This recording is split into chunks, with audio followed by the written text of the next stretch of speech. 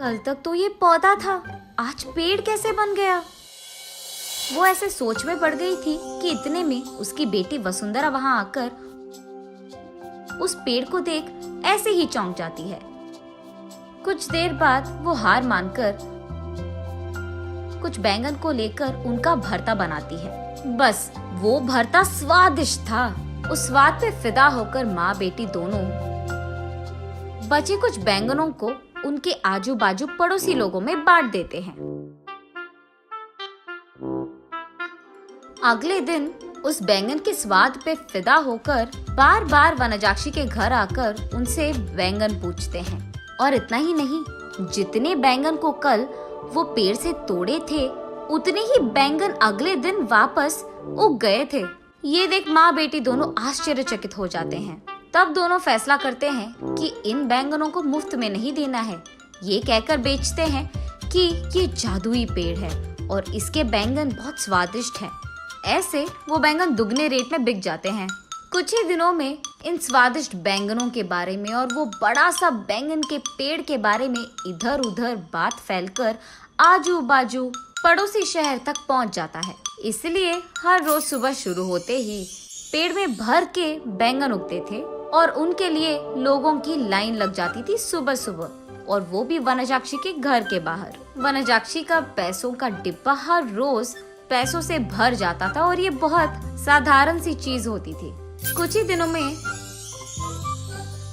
वनजाक्षी का नाम बैंगन से जुड़ गया और सब उसे बैंगन बेचने वाली वनजाक्षी करके बुलाने लग गए। और इतना ही नहीं, वो बहुत कम समय में उस सारे गांव में सबसे अमीर बन जाती है। बड़ी सी बंगला बनवाती है और उस बैंगन के पेड़ के चारों ओर बाड़ लगवा देती है और उस पेड़ के पास एक सिक्योरिटी गार्ड को भी रख लेती है। एक दिन वसुंधरा वनजाक्षी के पास जाकर ऐसे कहती है,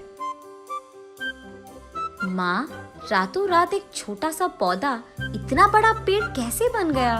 और ऊपर से अगर सारे के सारे बैंगन हमने तोड़ दिया तो भी अगले दिन उनके जगह में उतने ही भर के बैंगन उग जाते हैं। ये कैसे मुमकिन है? अरे हाँ, मैं भी इस चीज के बारे में सोचना भूल गई। चलो, जो भी हुआ उनसे हमारा अच्छा ही तो हुआ। अब तो मुझे तुम्हारी शादी की भी कोई फिक्र नहीं है बेटा, ऐसे कहती है। और ठीक तभी वनजाक्षी को एक बात याद आती है। उस समय में जब भी वनजाक्षी के लिए रिश्ते लाते थे तो कुछ भी सेट नहीं होता था।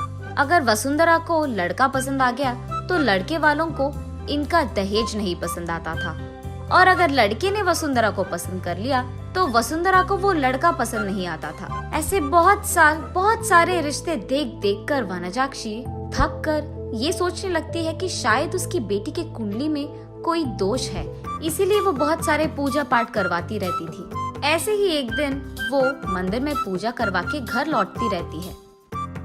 तब रास्ते में उसे एक बैंगन का टुकड़ा नजर आता है। उसे लेकर वो अपने घर के सामने रख देती है। और कुछ दिन बाद उस जगह में एक छोटा सा पौधा उग गया था। मंदिर जाने से पहले उन बैंगनों को देख वनजाक्षी सोचती है, घर आने के बाद ना इन बैंगनों का एक बहुत अच्छा भरता बनाना है मुझे। यही सोचते हुए वो मंदिर चलती रहती है।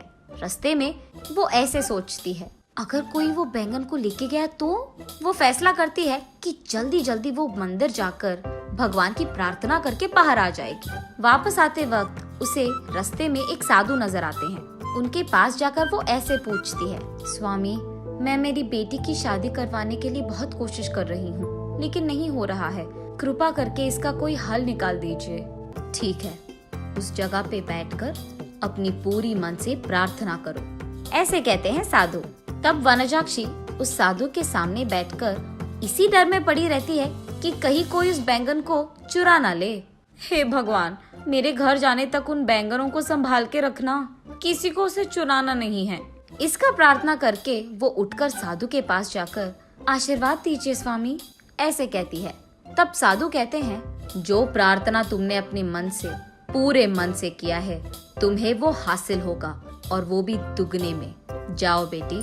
तब जाकर वनजाक्षी को समझ आता है कि हुआ क्या था, और वो वसुंधरा को ये सब समझा देती है। तो तुमने मेरे शादी के बारे में नहीं बैंगन के बारे में प्रार्थना किया था। हाँ, तुम भी ना, ये कहकर हंस लेती है। चलो जो भी हुआ, हमारा तो भला ही हुआ ना बेटी। इस बैंगन के पेड़ के वजह से हम अमीर बन गए हैं और कल ही तुम्हारा स्वयंवर है, तैयार हो जाओ। ये कहकर आजू बाजू पड़ोस के सारे गांव में डंडोरा पिटवाती है कि उससे भी अमीर लोग उसकी बेटी से शादी करने के लिए स्वयंवर आ जाए। तब तक बैंगन बेचने वाली वनजाक्षी तो बहुत प्रसिद्ध थी और उस घर के जादुई बैंगन का पेड़ भी। इसीलिए उससे रिश्ता पक्का करने के लिए बहुत सारे अमीर लोग लाइन में लग गए थे। उनमें से अमीर और अच्छा दिखने वाले एक आदमी से वनजाक्षी अपनी बेटी वसुंधरा की शादी करवा लेती है। कुछ दिन बाद जब उसके सारे जिम्मेदारियां खत्म हो गई थी, वनजाक्षी उस बैंगन के पेड़ के पास बैठकर ऐसे सोचने लगती है, उस दिन मुझे इस बैंगन के बारे में काश कुछ सोने का ख्याल आया होता। बैंगन के बदले में सोना दुगने में मिल जाता था, तब मैं और अमीर बन जाती थी। हाँ।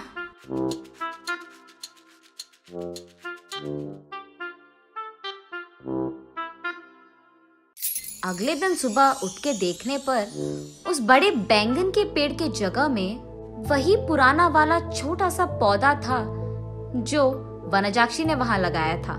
तब वनजाक्षी को पूरी बात समझ में आती है। आशा करना तो अच्छा ही है, लेकिन लालच करोगे तो निराशा ही मिलेगी।